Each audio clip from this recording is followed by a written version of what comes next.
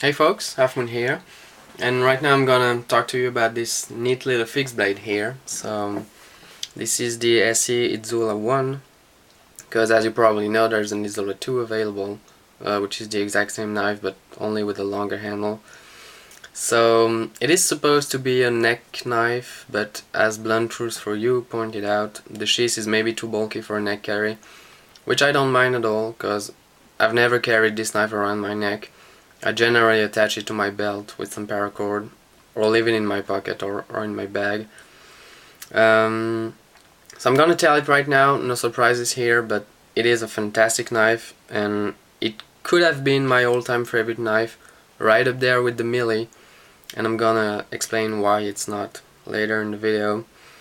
So I'm gonna start off with what I like. The first thing would be the steel. I've already said that on the video that I did about the SE4, probably one of the greatest steel that I've experimented. 1095 carbon steel, which offers the best combination of advantages, meaning that it has a great edge retention, but on the other hand it's still really easy to sharpen. If you want a comparison, which is not totally exact, but just to give you an idea, edge retention is comparable with VG10 steel, but it is as easy to sharpen as a Victorinox knife, and you can easily resharpen it with that kind of device. No need of a Spyderco sharp maker or other fancy stuff. Of course it is a carbon steel, so the corrosion resistance is not phenomenal. Honestly, I never oiled the blade because the most part of it is coated, and the steel has developed some patina on the edge over the time. Don't know if you can really see that. And I mean, you see the very beginning of the edge is shiny, but then above it's more of a matte finish, which is the patina, and it is just a simple coloration of the steel but does not alterate any of its characteristics, which is good. So of course you need to be relatively careful, like I wouldn't let it wet for 2 days, but if you dry it after using it, there's no reason why corrosion should be a big problem. Another very good thing about this guy, it is a great slicer, like you wouldn't believe.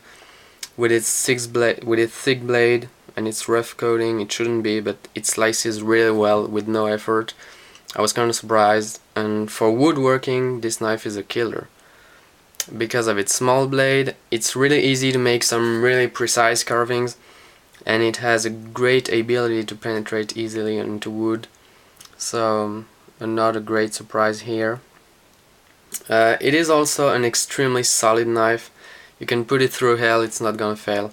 I've done some tough battening with it, the kind of battening that I generally do with my SE4.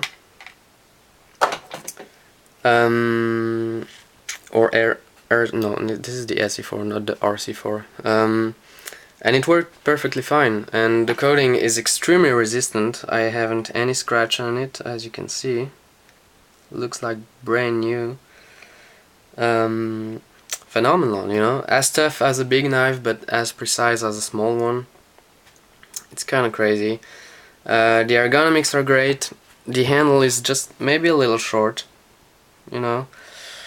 And I have medium-sized hands, so if you really have big hands you should probably go with the Izula 2, but it has never been a real problem for me. I've never felt this knife was uncomfortable, whether in hard use or not, and the paracord really gives you a very good grip. Talking about the paracord, check the wrapping tutorial that I did. The video kinda sucks in my opinion, but it's full of useful advices that will avoid you to re-wrap it 4 or 5 times before ending up with an acceptable result. So check it out, guys.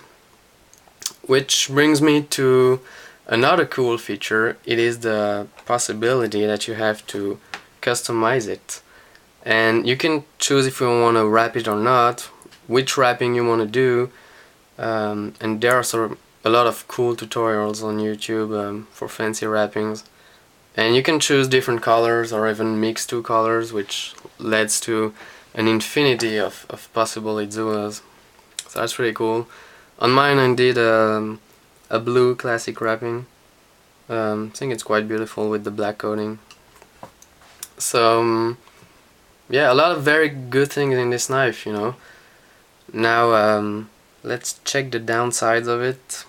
And there is only one that I see, which is not a reproach about the conception of the knife, which is in my opinion quite perfect, but it's more about its own nature.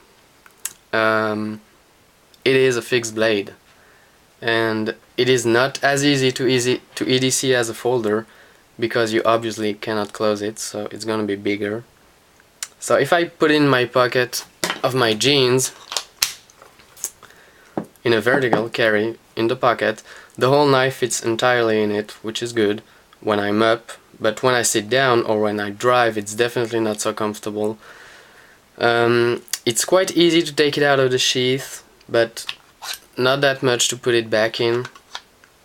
You have to take the sheath out of your pocket, store the knife in it, and get the whole package back into your pocket, so definitely not as convenient as a folder. Another thing is that I just do not need a fixed blade on my EDC, so the extra strength that it offers me is not required by the tasks that I'm doing with it. So is my ideal knife an Izula folder?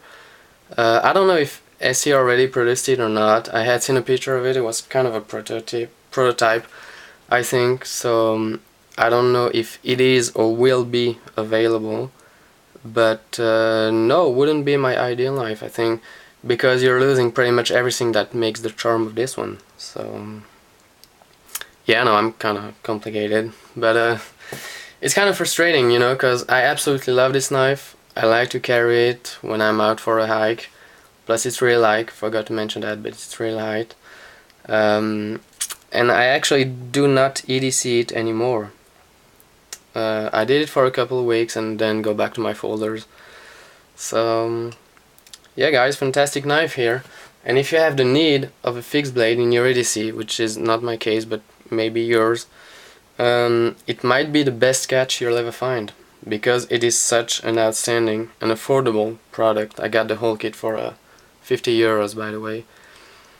So yeah, that's all I gotta say about this guy.